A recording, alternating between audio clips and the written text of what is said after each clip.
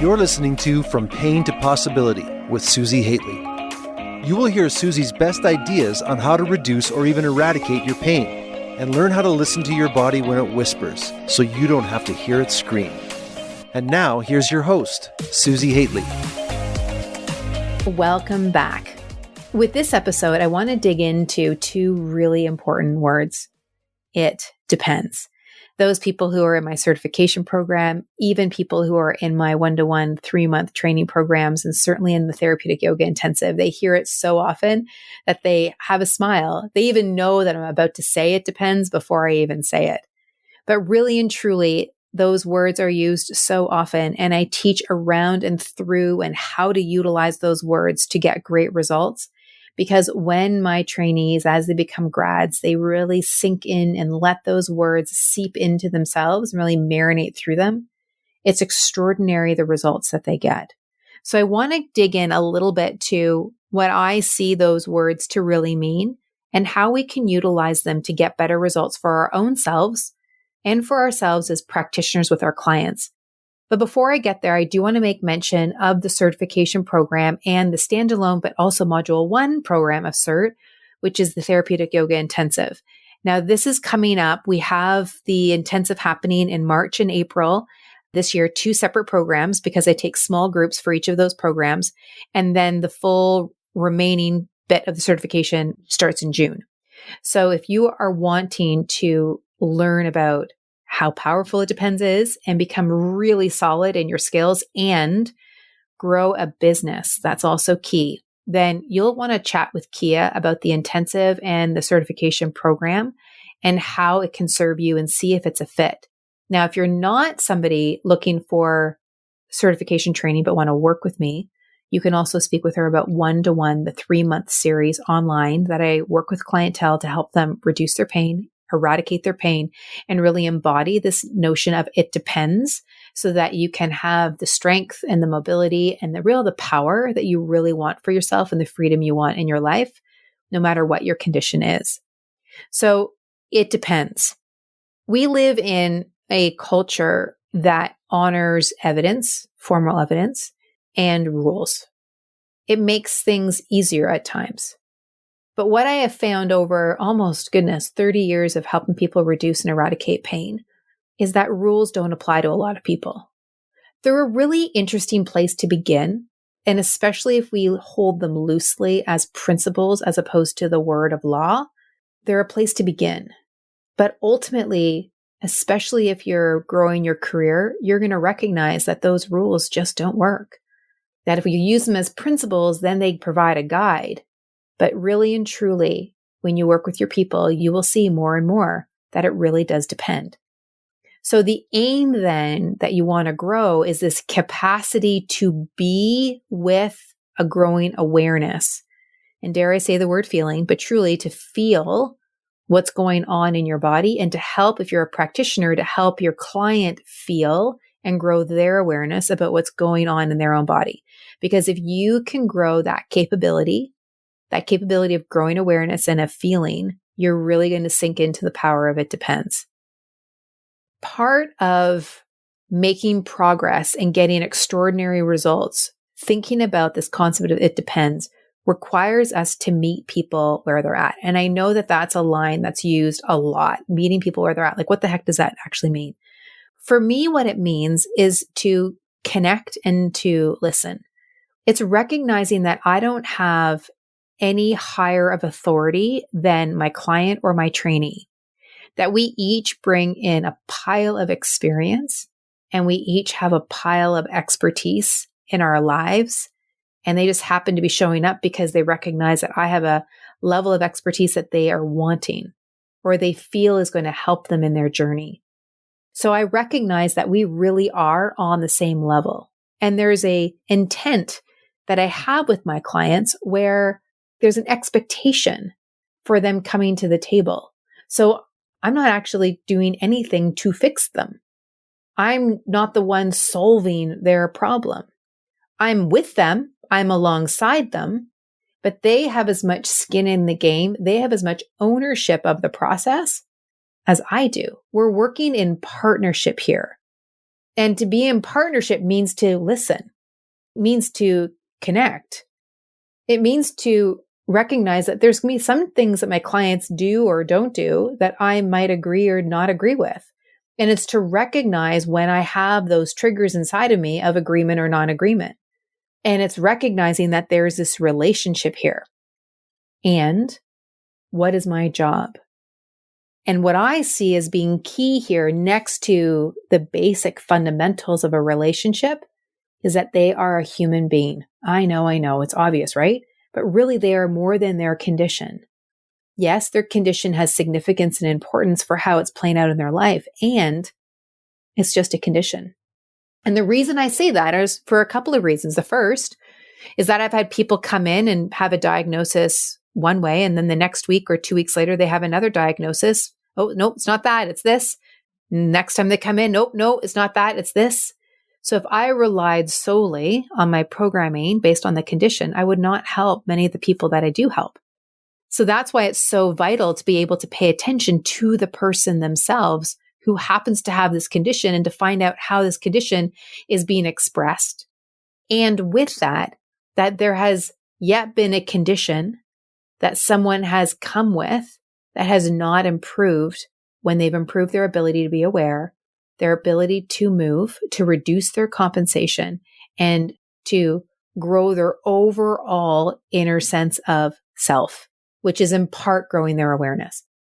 So often people can be bamboozled by their condition. I mean, all they need to do is go on to Dr. Google and see what is all possible.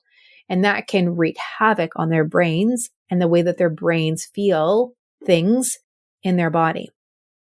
So the key here is recognizing if that's what's going on. What makes up this person who is actually my client here? What drives them? What gets them out of bed in the morning?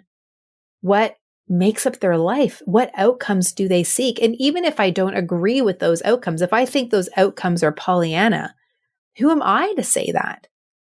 Let's break down whatever that dream or desire is to its component parts, and let's start working toward it.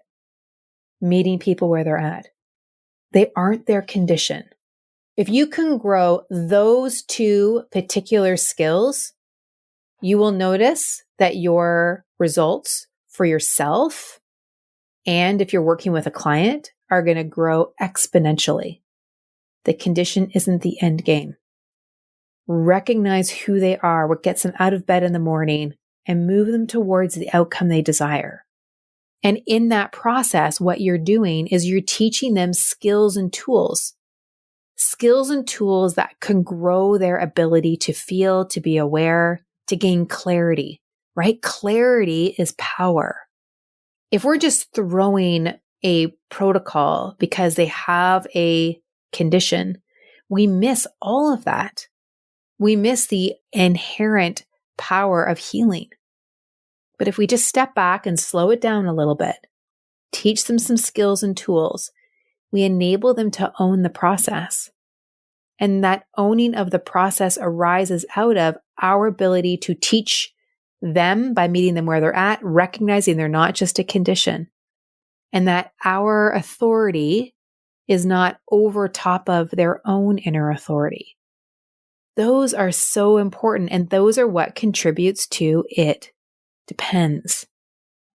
Now, I will say that I think I have been lucky in two ways. The first is that I had a sister who has passed away about 15 years ago. She was my twin sister, or is my twin sister, and she was born with a congenital disability. Part of her brain didn't form. And as a result, kids like her in the 70s were put away into institutions. Then there was a political shift. Deinstitutionalized happened 16 years later, and she was brought back to live in the community. What was so fascinating, though, is that in the 3 years of her coming out of the institution, she had more growth and gain than she had in the institution. It was believed that she would never be able to communicate, and we were able to help her learn how to use a communication board. So she was able to have basic communication. She was able to feed herself.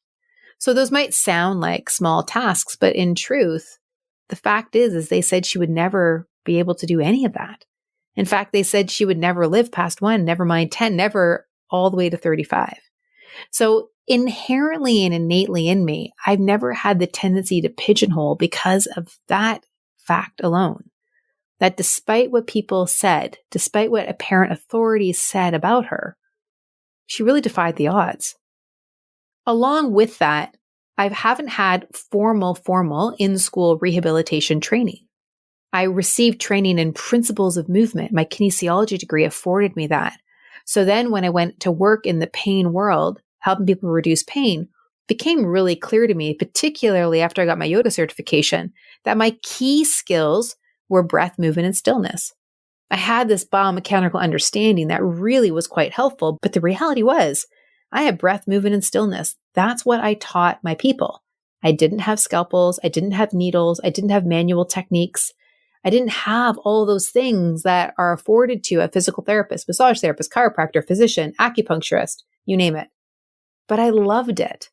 And I've always loved it because the key is it enabled me to play in the world of depends. I didn't have to fall into the trap of evidence only. My evidence was what was happening clinically.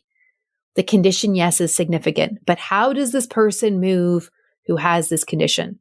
How does this person with breast cancer differ from that person with breast cancer? Oh, yes, because that person with breast cancer also has A, B, C, and D, both in a physical symptom, but also with what's going on in their family, what's going on in their world.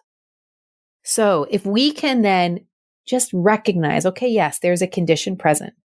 They have a desire, an outcome they seek. We can help them own the process through some really basic skills, but powerful skills of breathing, moving better, and stillness. And then from there, continuing to add load, add complexity, and help them move towards what it is they really, really want. All conditions are expressed differently.